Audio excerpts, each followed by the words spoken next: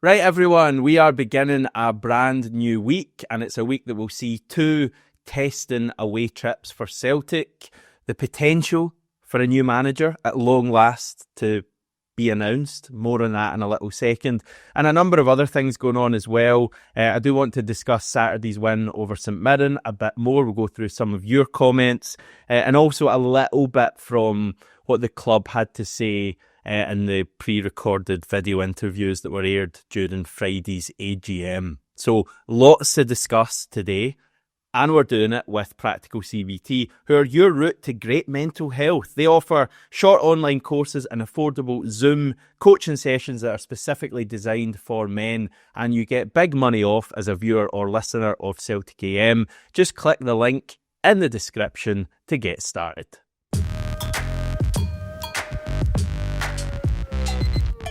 Also, everyone, just finally, before we do actually get started, we are very close now to 19,000 subscribers. So if you're watching this and aren't subscribed, please hit that button, give it a bash, etc., etc. It genuinely does help the channel. Right, I do just want to begin with, I think, a pretty definitive update on the search for a new manager, and something that came out late last night. We had an article dropping from Peter Martin at PLZ Soccer, and I think someone, most of you will be aware of. He's been around for a long, long time. Clearly has, long-term links to Celtic and to several people who are still involved at Celtic. He had a piece going out last night. I'll kind of read the majority of it here. So it reads: Wilfried Nancy is all set for a December start as the new manager of Celtic.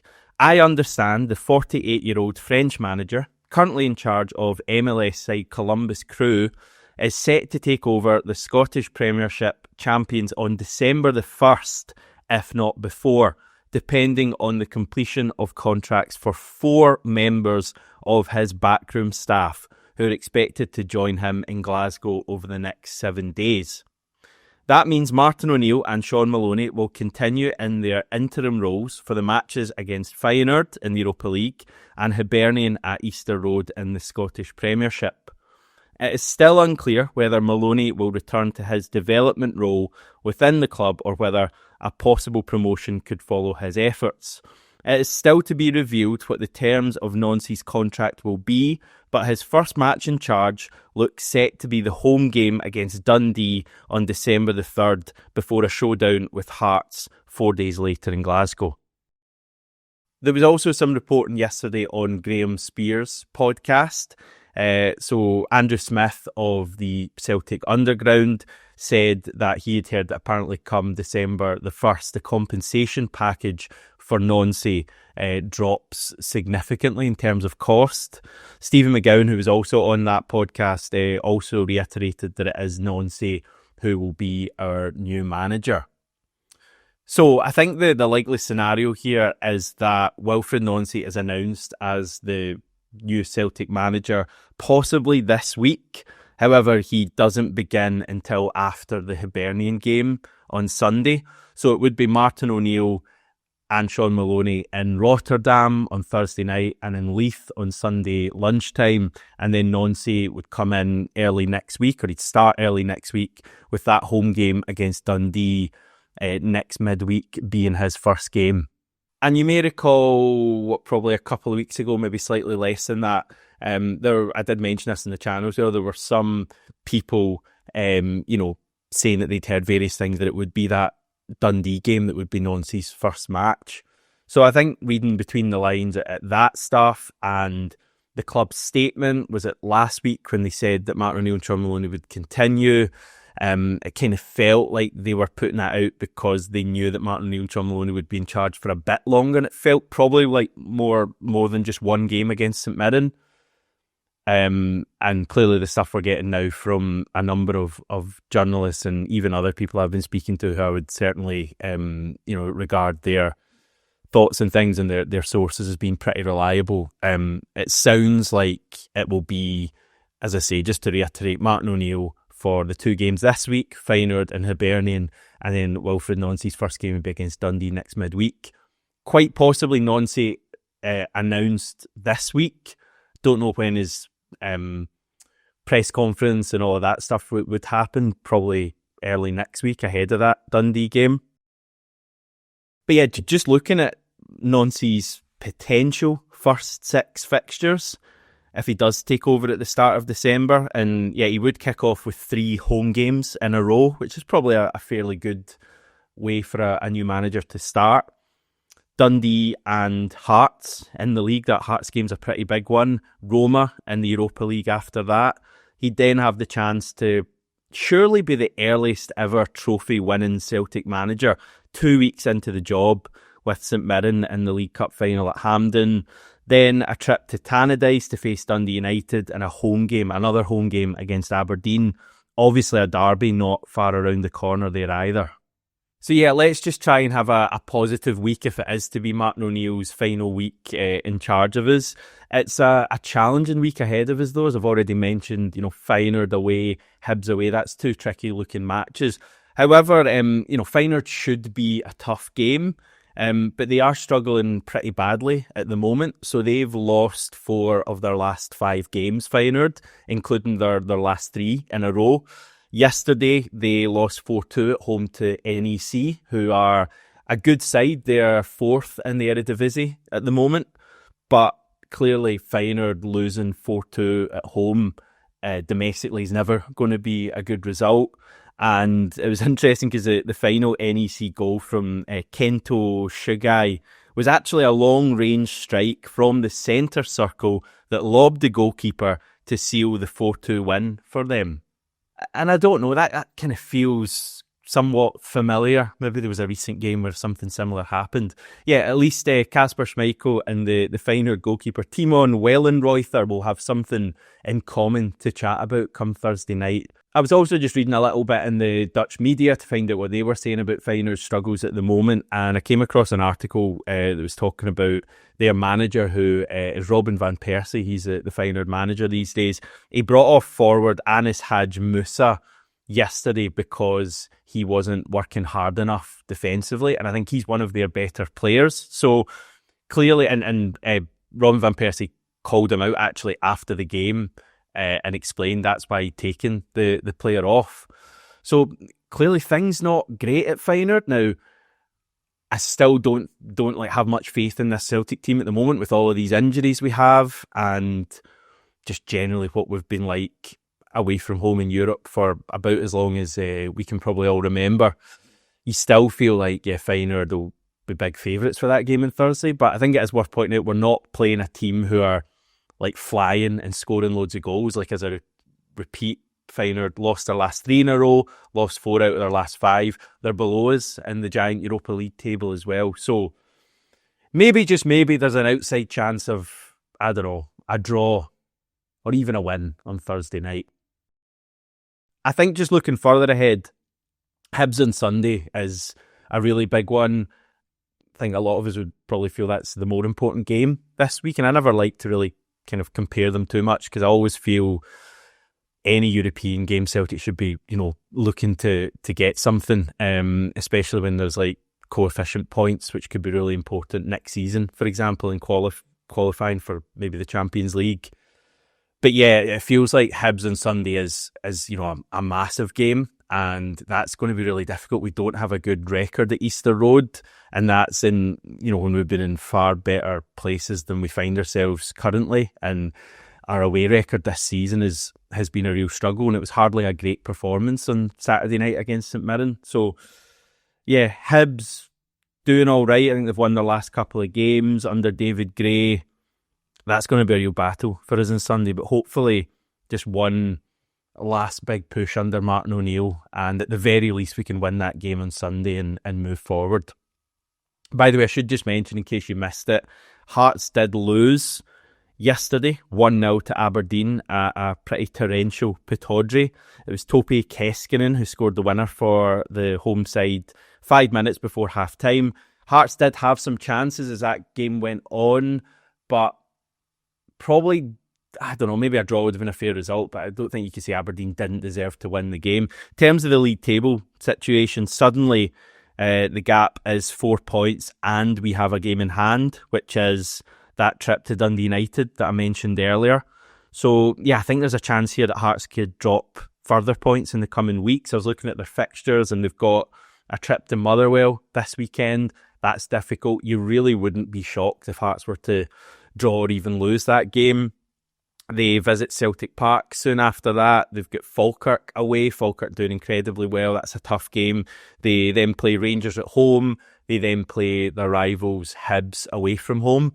So, like, in that run of fixtures, you really wouldn't be surprised if Hearts were to drop 5, 6, maybe even more points.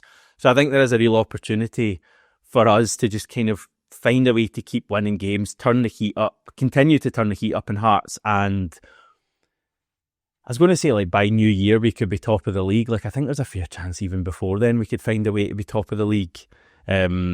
Obviously, this is all caveated by me not having too much confidence in Celtic right now. We're not exactly playing well, but I think, Hearts, as I say, are going to drop a lot of points going forward, and we just need to be there to capitalise. So that's the current situation and a big week ahead. In terms of other chat today, I'm just going to go through a few of your comments, mainly talking about Saturday night's game, also a little bit just on the general stuff that's going on at the club.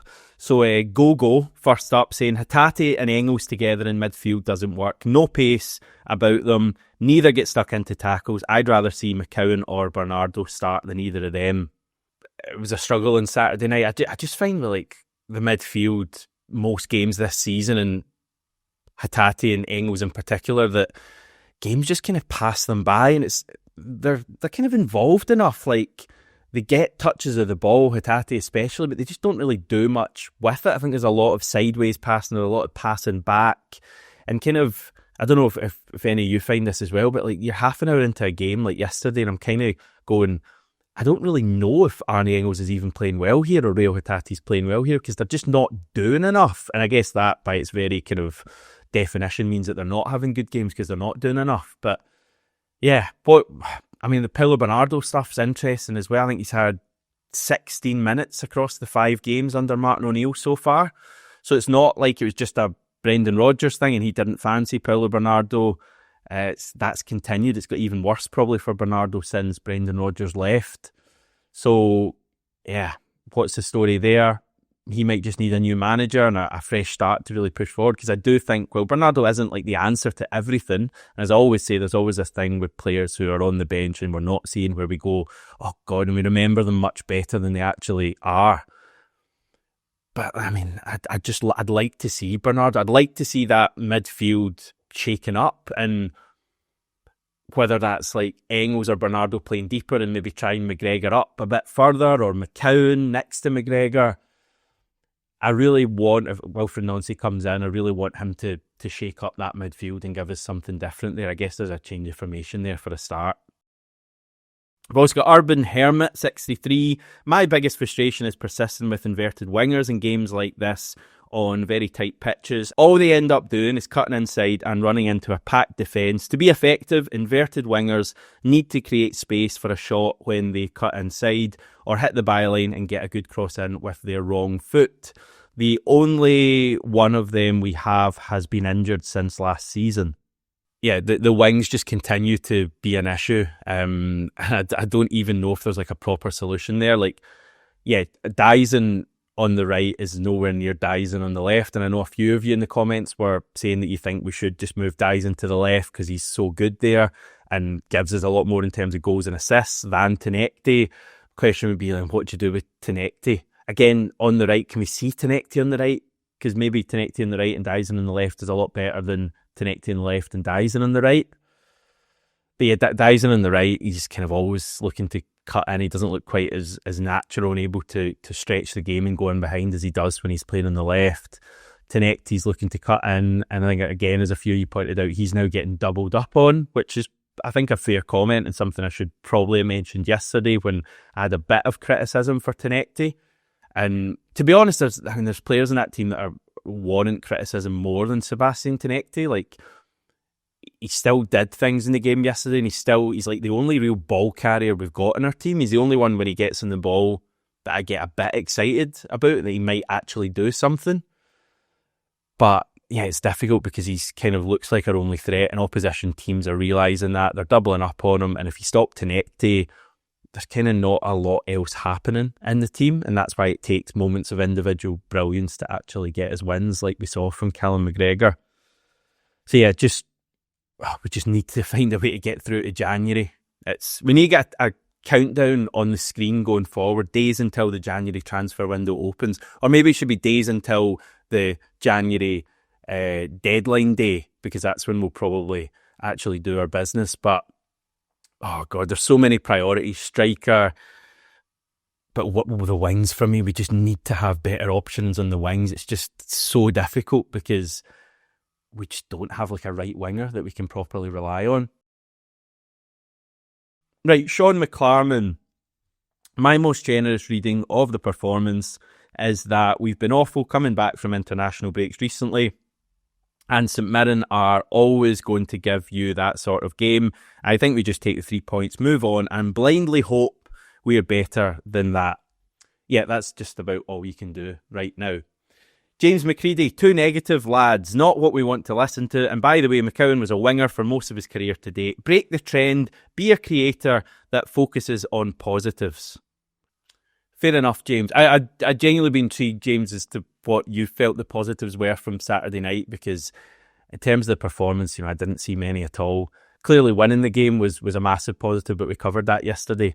I'd hope that, anyone who's watched me over the years would certainly view me as quite a positive person. I mean, if anything, I'd probably go too far that way and could be maybe accused of being a bit of a happy clapper in times gone by. But yeah, we'll call it as we see it, James. It was an awful game. It was a really poor performance. So yeah, can only call it as I see it. Ron Quinn, I agree a new manager needs to come in now, but the injuries are really hurting us right now. I don't think things are going to change much till we get some new players in January. Yeah, I do. I'd literally just said that I feel that we just need to find a way to stumble on game by game and get ourselves to January where we can hopefully do something about the squad, although we should probably have pretty low expectations of what the board can achieve in a transfer window, given recent transfer windows. Having said all that, and it's difficult, I think, a new manager can have or make an impact. Like we saw that with Martin O'Neill coming in, and Martin O'Neill's only an interim boss. And, by Sean Maloney's own words, they've changed very little, actually. They've been a bit more direct under Martin O'Neill. We've not actually kind of made too many big changes to what we were doing under Brendan Rodgers, yet just having a new manager there, you saw immediately an upturn in the performance levels and the results as well from the end of the Brendan Rodgers days. So I think with someone like Wilfried Nancy coming in, even though clearly the squad is a bit of a state at the moment with all the injuries and the other stuff, I still think he can make some sort of an impact. Just watching the team at the moment, it just strikes me that they just need like a new game plan, something that can really invigorate them all and get them all going again and get them all motivated. And hopefully Wilfried Nancy can provide that, because it seems like he's got quite a distinctive playing style that I think can be quite effective for Celtic. The difficulty is that he's not going to have much time to actually work on that on the training ground, because we've just got matches every 3 or 4 days for the next 3 or 4 months, which is great. But yeah, that's not to say that I don't think improvements can't be made pretty quickly under a new manager, with the players getting a fresh start, guys like Paulo Bernardo getting a fresh start. Like, we could definitely see an improvement there. But yeah, it's difficult. It's difficult right now. Finally, we had Treble Yell, who was making a lot of sense in the comments yesterday. One of their comments said, the board needs to take the first step towards promoting unity. No question. For me, they need to release a comprehensive improvement plan, i.e. how it intends to improve on the areas that it admits it has failed in, including improving communications. That would hold the board and exec team to account. The club and team are not going to improve by accident.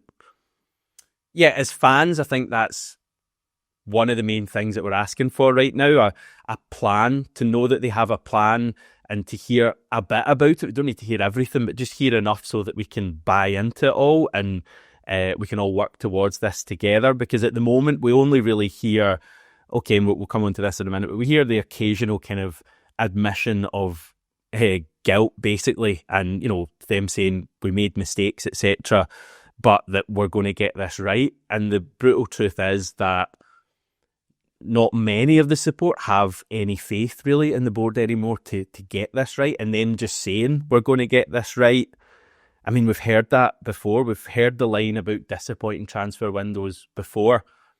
Here's a quote for you. The board shares the frustrations of the supporters regarding the less than anticipated activity in the recent transfer window. Now, that was Peter Law after the January 2024 window, which was a bit of a disaster at the time. I think there was like a left back issue. I don't think we signed anyone to help Greg Taylor, various other problems. That was when the team was struggling as well. And that was January 2024, yet we still have the disaster of the summer there. It doesn't feel like anything changed. Like, it doesn't feel like the club, and I could be totally wide of the mark with this, it doesn't feel like the club actually did much to try and improve on that January 2024 window. It just feels as if they feel saying we made mistakes here is enough, whereas for us it's a start, but we also need to hear, you know, okay, it's fine saying you've made mistakes, but how are you actually going to avoid making these mistakes in the future? How are you going to make sure that we are equipped for whatever qualifier we have next year? And we're not going into vital qualifiers with makeshift squads, and we're not haggling over a couple of 100,000 in the transfer window. Like, what are you actually putting into place so that doesn't happen again? Because otherwise we just don't really have any faith that anything will actually change, because we've been here before. Right, just finally for today, I wanted to run through the video interviews that Celtic conducted for Friday's AGM. They have now posted the video online, and I'll link it below in the description so that you can check it out if you want, but don't worry if you're not fancying that. I'll kind of sum up the main points here. Now, just first point, interesting to me that it's an unlisted video on YouTube. That you may not know much about this, but basically an unlisted video means that you need the link to be able to watch it. So like, yeah, a video is not just going to show up on your feed like this video would. An unlisted video means that someone has to actually share the link with you so you can go and watch it. So it's kind of a bit hidden. And now the club have obviously included this link. They've embedded it on the, I think under one of the AGM articles or the statements that they put out on Friday. But it just kind of comes across as if they're hiding this away a little bit. And I also noticed that they hadn't tweeted about this video at all, which is interesting because it's actually quite rare. I've just got it here. So as you can see, 2024 last year, they tweeted about a series of video interviews were shown to shareholders. They had an exact kind of replica of that tweet a year before in 2023. 2022, yep, again, tweeting about a series of video interviews. 2021... that's it there, yeah, a series of video interviews. Again, 2020, the one that was kind of done behind closed doors in COVID. Again, a series of video interviews. 2019, series of video interviews, noticing a theme here. 2018, they talk about the AGM videos. 2017, videos, again there. 2016 videos, 2015 videos. You get the picture, but no kind of tweet about it this year. And I'm not going to create a massive deal about that. It just kind of feeds into that whole attitude and the feeling at the club that they're happy to promote things when things are going well, but that when things aren't going so well, they don't really address things. We just get silence. Anyway, talking about the videos or the video that is available. So we had a rare chance to hear from Michael Nicholson, who, yeah, without being too harsh, does talk like he's reading from a script, and it's definitely been very well prepared from him in advance of doing it. He talks a bit like that, which I found interesting. You don't actually get the impression that there's a real kind of leader there and someone to inspire people, but that's probably a separate point. We also had Chris Mackay and Peter Law speaking. They're all speaking to Jerry McCulloch, and obviously with this being a Celtic thing, a lot of accentuating the positives, which were all last season, to be fair, like getting to the knockout rounds of the Champions League, winning the league, spending all that money in the transfer window, winning the League Cup. But I guess they can kind of get away with that because that was technically in the year since they last had an AGM, and it was part of the financial results and all of that stuff. Yeah, so in terms of like a few things he spoke about, Celtic Park pitch has been upgraded. We're apparently the first club in the UK to have a double-stitched hybrid surface, whatever that means. That makes it more durable in the winter months. That new pitch was put in over the summer, with work starting right after Trophy Day in late May. Spoke about other infrastructure improvements. Lennoxtown has had 2 phases of development. It's got a third one to come. Phase 1 was improvement of the dining area, gym and changing facilities. Phase 2 was a medical suite and sports science hub. And Phase 3, which as I say still to come, is to do with like an auditorium for the players where they can all gather together and go through tactics analysis ahead of big games or after games.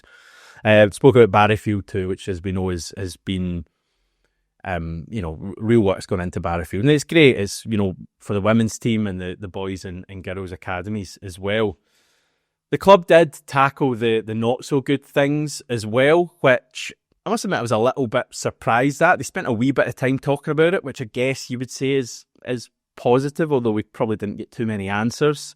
I'm not going to read out the quotes because they're quite long, but just starting with Peter Law, he says he understands the frustration and negativity from some parts.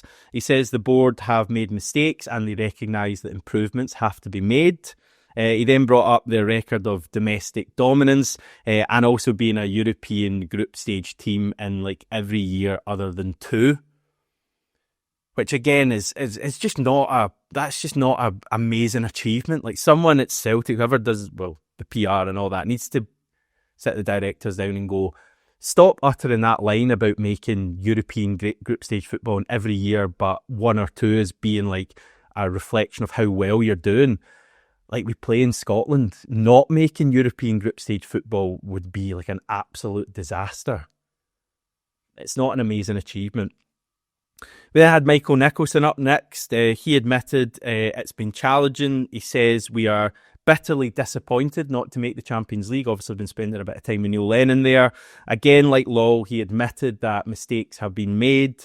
His quote, "We aren't happy with where we are and it's not where we want to be."